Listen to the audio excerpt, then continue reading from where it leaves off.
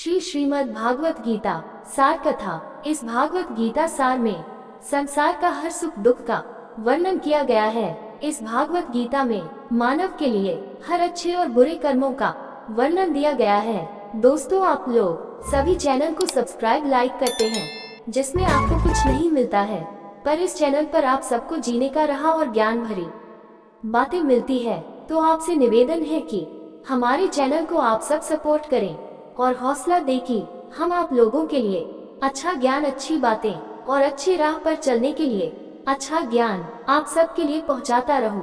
नमस्कार मित्रों, आप सबका हमारे चैनल पर स्वागत है। दोस्तों, इस चैनल पर सारे वेदों का ज्ञान आप सबको मिलेगा। भगवद गीता अध्याय 1 श्लोक 2।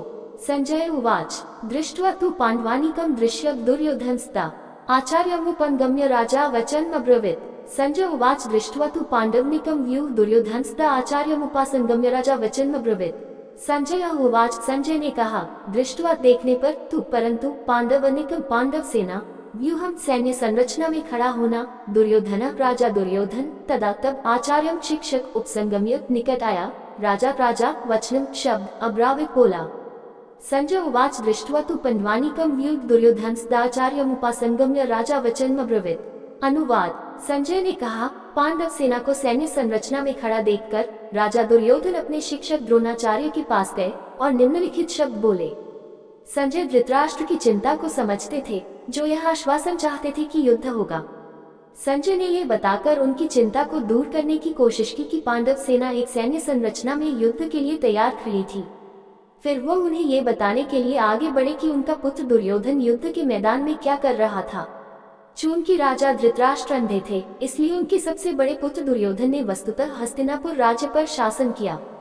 महाभारत में उसे स्वभाव से अत्यंत असभ्य, अहंकारी, दुष्ट और क्रूर बताया गया है।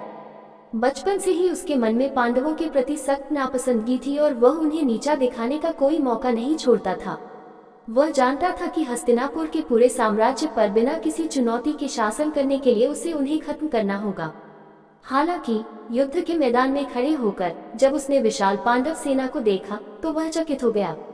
उसने पांडवों को कमतर आंका था। उन्होंने जो सैन्य शक्ति एकत्र की थी वह उसकी अपेक्षा से कहीं अधिक थी। दुर्योधन सम्मान देने के बहाने अपने गुरु द्रोणाचार्य के पास गया, लेकिन उसका वास्तविक उद्देश्य अपनी घबराहट को शांत करना था। अपने गुरु के प्रति उसके कदम से ये भी पता चलता है कि पांडव सेना की विशाल सैन्य संरचना ने उसे घबरा दिया था और अब वह इस युद्ध के परिणाम से भयभीत था। अगले 9 श्लोक दुर्योधन द्वारा बोले गए हैं। श्रीमद् भागवत अध्याय 1 श्लोक 2 समाप्त हुआ।